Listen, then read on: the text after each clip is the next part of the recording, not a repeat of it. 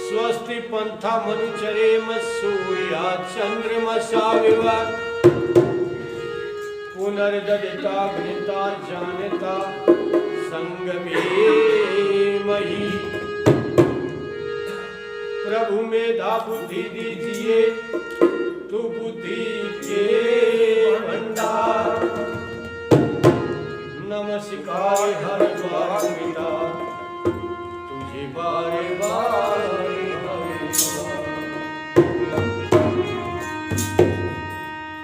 आदर व सम्मान के योग्य मेरे पास मंच पर उपस्थित हमारे वेद प्रचार मंडल सोनीपत के पूर्व प्रधान प्रेम सिंह जी आर्य, गांव नाहरी से आए हमारे सत्यवान जी मंत्री जी, और गांव बारोटा से अश्वनी जी, कौन से हैं, मेरी बात हुई थी शायद, अच्छा अश्वनी जी, जिन्होंने इस कार्यक्रम को थोड़ा सा जमाया है, आपके बीच में रखा है, और समुपस्थित गांव के यजप्रिय यज प्रेमी सज्जनों, बुजुर्गों, नौजवान साथियों, वंदनीय पूजनीय मेरी मातृशक्ति, प्यारे प्यारे बच्चों। देखिए अभी प्रधान जी कह रहे थे थोड़ी देर पहले कि गांव में पुराना आर्य समाज है, बहुत पुराना, मेरे ख्याल से काफी समय पुराना, और आज देखो इसकी हालत क्या होगी। इसकी हालत करने वाले, ये हालत करने वाले कोई बाहर वाले नहीं आए, ये हमने कर दी। क्यों? क्योंकि हमने इसमें आना बंद कर दिया। इतना पुराना आर्य समाज है तो पुराने आर्य समाजी परिवार भी मिलेंगे इस गांव में, और परिवार होंगे तो उनकी संतानें भी होंगी किसी न किसी रूप में। देखो हमने सेक्टर 23 में एक छोटा सा शुरू किया था, प्रधान जी ने, ये मेरे बीच में बैठे धर्मपाल जी, बड़ा अच्छा कार्यक्रम लेके चलते हैं आर्य समाज का। तो छोटा सा कार्यक्रम वहां पर शुरू किया था, तो जब हमने देखा तो वहां 200-300 परिवार हमने ऐसे मिल गए जो पृष्ठभूमि से आर्य समाजी थे, किसी न किसी रूप में कहीं न कहीं जुड़े हुए। और हम कहीं भी जाते हैं प्रचार के लिए, गांव में जाते हैं, तो हमें कोई ना कोई ऐसा आदमी जरूर मिल जाता है जिसका दादा आर्य समाजी रहा हो, माता जी यज्ञ करती हो, या दादी ने यज्ञ किया हो, नानी ने, किसी न किसी कहीं ना कहीं, क्योंकि हरियाणा तो था ही आर्य समाज का गढ़। ऋषि दयानंद जब एक बार रेवाड़ी आए थे गौशाला के उद्घाटन के लिए, तो यहाँ के लोगों ने उनसे प्रार्थना की थी कि आप यहाँ पे आर्य समाज का प्रचार कीजिए। तो ऋषि ने कहा था ये उत्तर भारत के लोग हैं, हरियाणा के, पंजाब के, राजस्थान, उत्तर प्रदेश के, ये लोग तो स्वभाव से आर्य हैं, इन लोगों को तो सिर्फ और सिर्फ जगाने की आवश्यकता है, क्योंकि यहाँ पर पांचों यज्ञ, पांचों कर्म आज भी होते हैं। आज भी हमारी संस्कृति में वो चिन्ह विराजमान है आर्यत्व के। आज भी हम वो पांचों यज्ञ करते हैं, पांचों कर्म करते हैं। वो कौन से पांचों कर्म, आपको एक भजन के माध्यम से आपके बीच में रखूंगा। आज भी घरों में होते हैं, हर गृहस्थी करता है, ये हमारी पहचान है कि हमारी है। तो आइए एक भजन के माध्यम से आपके बीच में रखता हूँ कि कौन से वो 5 कर्म हैं जो हम आज भी करते हैं और क्यों करने चाहिए, क्या उनका फल है, कौन से वो 5 महायज्ञ।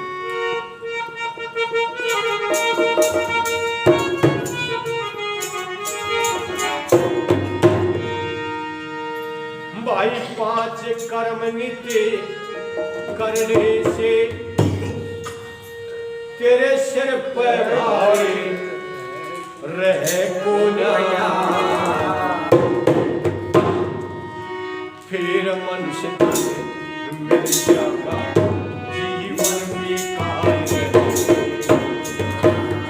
फिर मनुष्य मिल जाएगा जीवन बेकार। 5 कर्म नित्य करने से तेरे सिर पे भारी रहे को नया, फिर मनुष्य मिल जाएगा जीवन बेकार।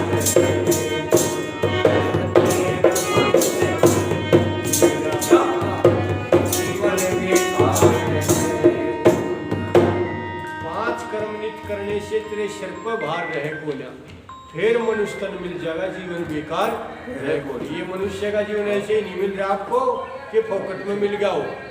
84,000 लाख योनियां भोग के मनुष्य का जीवन मिलता है अपने कर्मों के आधार पर।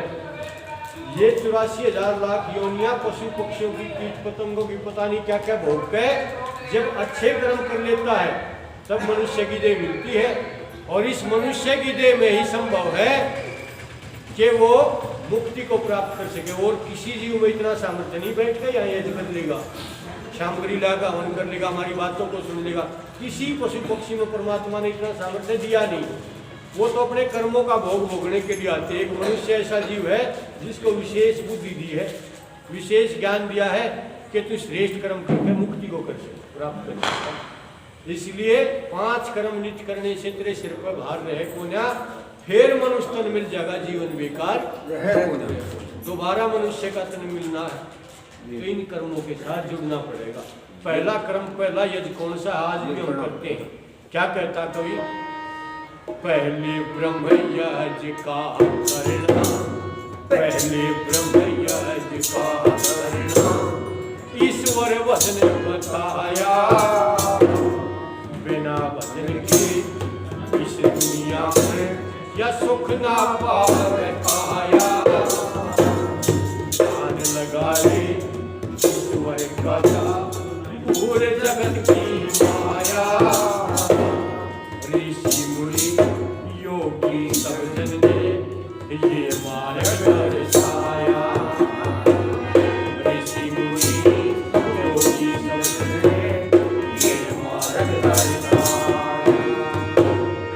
आत्म बल बढ़ जागा मन में, आत्म बल बढ़ जागा मन में, बुरा विचार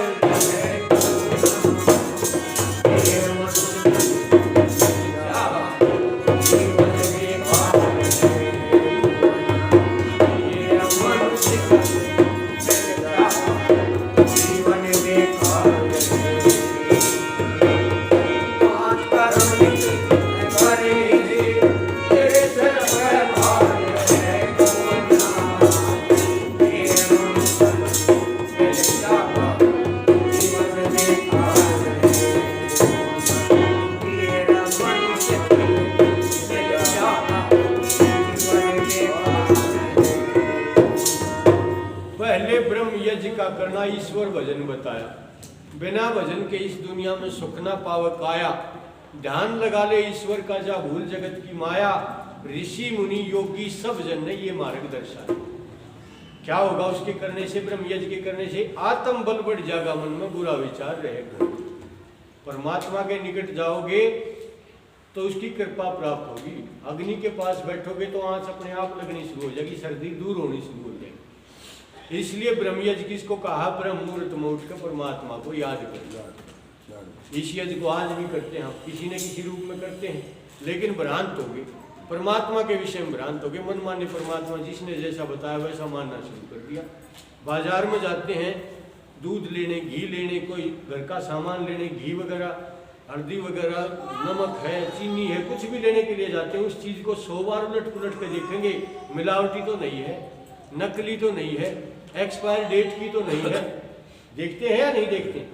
लेकिन ईश्वर के विषय में जिसने जैसा बता दिया वैसा ही मानना शुरू कर दिया। उसके विषय में कभी जांच परख के नहीं देखा, कभी उलट पुलट के नहीं देखा, कभी बुद्धि से विचार नहीं लगाया। इसलिए तो आज भिन्नता आ गई, भ्रांत हो गए। ईश्वर के विषय में जितने भ्रांत है ना, हम किसी भी विषय में नहीं। इसी कारण से ये जो ब्रह्म यज्ञ था इसको विकृत कर दिया हमने। किसी ने कोई भगवान मान लिया, किसी ने कोई भगवान मान लिया, किसी ने कोई, और उसी की उपासना शुरू कर दी। इसलिए ईश्वर को मानने से पहले उसको जानना जरूरी है। अब इस विषय की तरफ जाऊंगा तो लंबा व्याख्यान हो जाएगा। परमात्मा को मान के उसको याद करना, उसका धन्यवाद करना कहलाता है ब्रह्म यज्ञ। सुबह उठ के परमात्मा को याद करें, परमात्मा कितना श्रेष्ठ जीवन दे रखा है। देखो गर्मी में कहीं जा रहे, प्यास लग रही, किसी आदमी से कहा 1 गिलास पानी दे दे भाई, उसने 1 गिलास पानी पिला दिया। के पानी पीने के बाद कहते ना भाई धन्यवाद तेरा भला हो, थैंक यू, अपनी अपनी भाषा में। जिसने 1 गिलास पानी पिलाया उसका तो धन्यवाद कर रहे। और जिस परमात्मा ने जन्म लेने से पहले, धरती पाने से पहले जल की भी व्यवस्था करी, भोजन की भी व्यवस्था करी, अन्न औषधियों की भी व्यवस्था करी। अरे बच्चा जन्म बाद में लेता, पहले माँ की छाती में दूध भर लेता, कितने गजब की व्यवस्था। उसका धन्यवाद करना चाहिए, नहीं करना चाहिए? ऐसी व्यवस्था करने वाले उसका धन्यवाद करना कहलाता है ब्रह्म यज्ञ। और आज भी हम ब्रह्म यज्ञ किसी न किसी रूप में करते हैं, लेकिन उसको सही कैसे किया जाए, ईश्वर के विषय में जान। तो पहले ब्रह्म यज्ञ का करना, और दूसरा यज्ञ, दूसरा कर्म कौन सा है, अभी जो आपने किया, अग्नि के अंदर अच्छे अच्छे पदार्थ डालकर वातावरण को शुद्ध करना। इससे प्राणी मात्र का भला होता है। आप इन्हीं चीज़ों को, इस घी को, इस अच्छी अच्छी जो चीज़ें ड्राई फ्रूट वगैरह इसमें डाले हैं, उनको वैसे खिलाओ, 2-4 आदमियों तक सीमित रह जाएगा। लेकिन इसको अग्नि में डाल दिया तो सहस्त्रों गुना ताकतवर होकर हर जीव जंतु को फायदा पहुंचा रहा है। और उसका पुण्य किसको मिल रहा है, जो लोग मिलकर यज्ञ कर रहे उनको मिल रहा है। इसलिए आर्य समाज सबसे पहले प्राथमिकता देता है तो यज्ञ को करता। कोई भी कार्य करते हैं तो सबसे पहले क्या करेंगे, यज्ञ करेंगे। सृष्टि का श्रेष्ठ कर्म है यज्ञ, वही श्रेष्ठतम कर्म है। संसार में जितने भी कर्म करते हैं ना, 2 प्रकार के कर्म लिखे गीता में, सकाम कर्म और निष्काम कर्म। सकाम वे जिनके पीछे कामना है, भावना है, इच्छा, मैं ये करूंगा तो मेरा ये फायदा हो जाए। निष्काम कर्म जिनके पीछे कोई भावना नहीं, परमात्मा से कहा सबके भले के लिए जो कर्म कर दिया। और यज्ञ के अंदर जितनी भी आहुतियां डाल रहे थे, हर आहुति के बाद बोल रहे थे स्वाहा के बाद इदं न मम। मम का अर्थ होता संस्कृत में मेरा, न मम, परमात्मा ये मेरा नहीं रहे तो मैंने सबके भले के लिए दी। तो ऐसा निष्काम कर्म किया जाता तो उसको श्रेष्ठ कर्म कहा। यज्ञ वही श्रेष्ठतम कर्म। और ऐसे परोपकार के कर्म में बढ़ चढ़ के भाग लिया करो। इन कामों में बढ़ चढ़ के भाग लोगे तो अपने आप शुभ कर्मों की तरफ लगते चले जाओगे, मुक्ति की तरफ जाते चले जाओगे। तो दूसरा ये अग्निहोत्र है, इसका गुण है अग्नि का कि इसके अंदर जितने पदार्थ डालोगे उनको हजारों गुना ताकतवर बना के दूर दूर तक फैला देगी। और फायदा किसको होगा, लाभ किसको मिलेगा, जो करवा रहा है पुण्य उसको मिलेगा।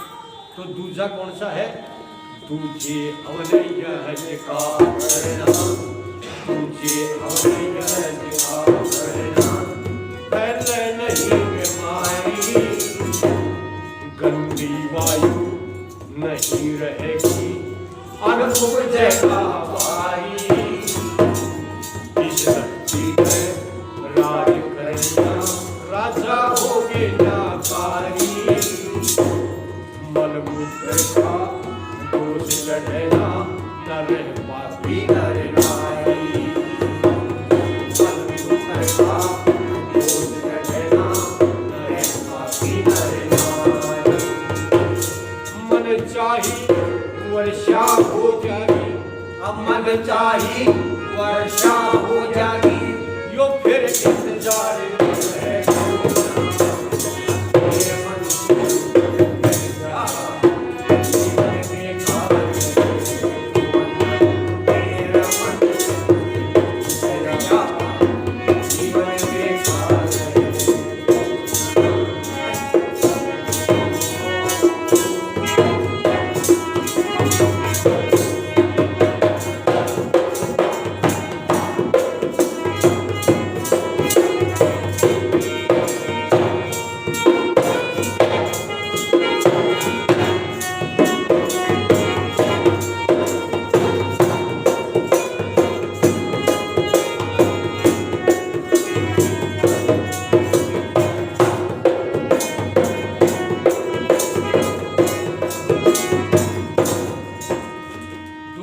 अग्निहोत्र, अग्नि के अंदर अच्छे अच्छे पदार्थ डालकर वातावरण को शुद्ध किया। इसको देवयज्ञ भी कहते हैं।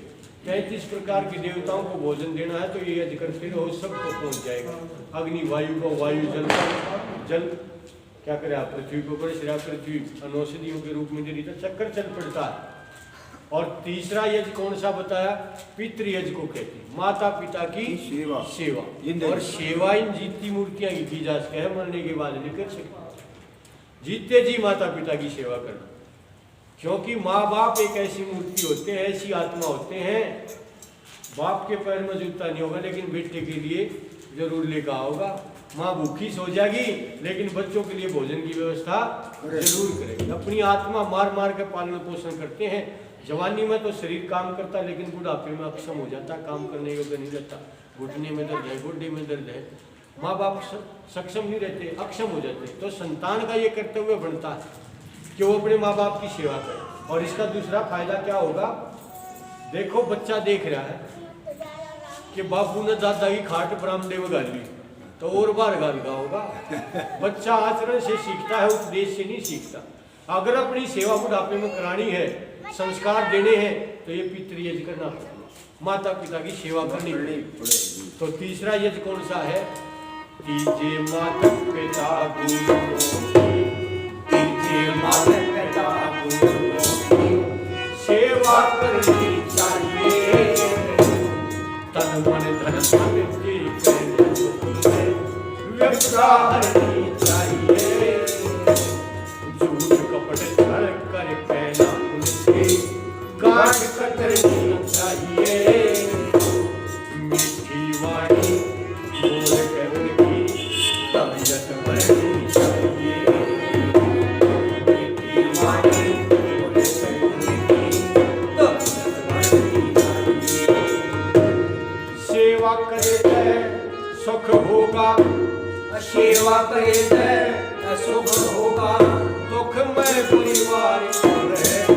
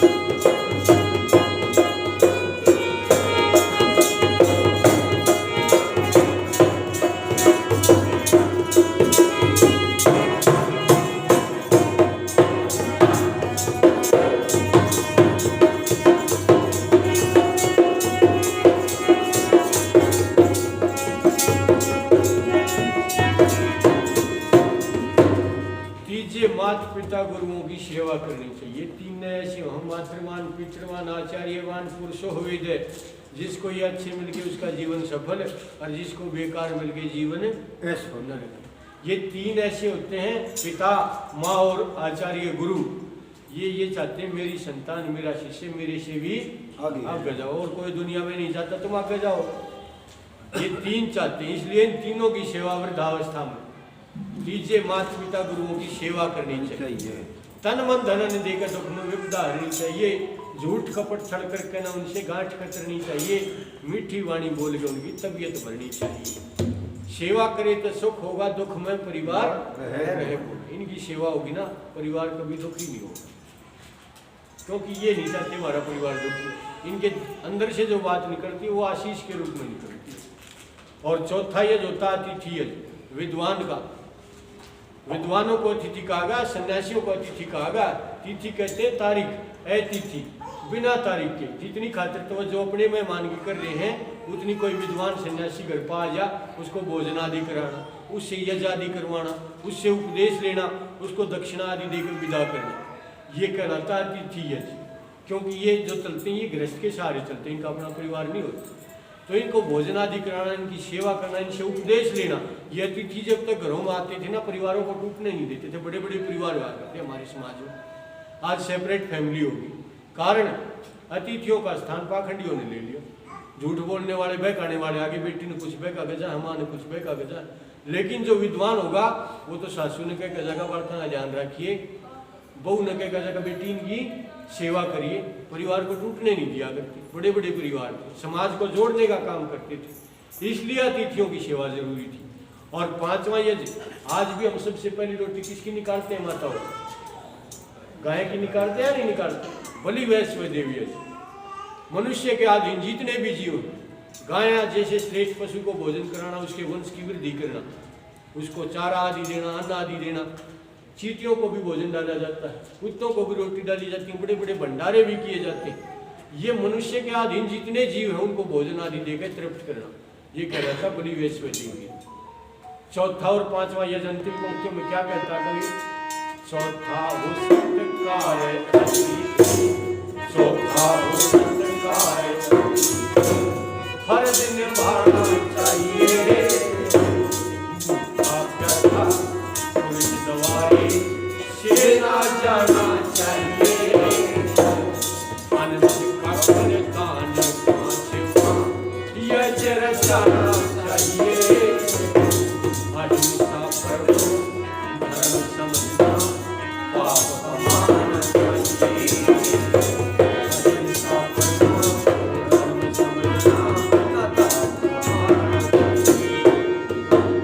चंद्रभान के शुभ कर्मों से, चंद्रभान के शुभ कर्मों से नैया मझधारे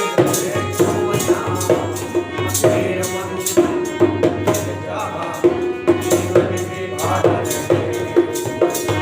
मेरे मन से मेरे चाहा जीवन के बादल। चौथा हो सत्कार तिथि फर्ज निभाना चाहिए। भूखा प्यासा पुरुष दवारे सेना जाना चाहिए। अंधन का कर दान पांचवा यज्ञ रचाना चाहिए। अहिंसा परमो धर्म समझना पाप कमाना चाहिए। चंद्रभान के शुभ कर्मों से नैया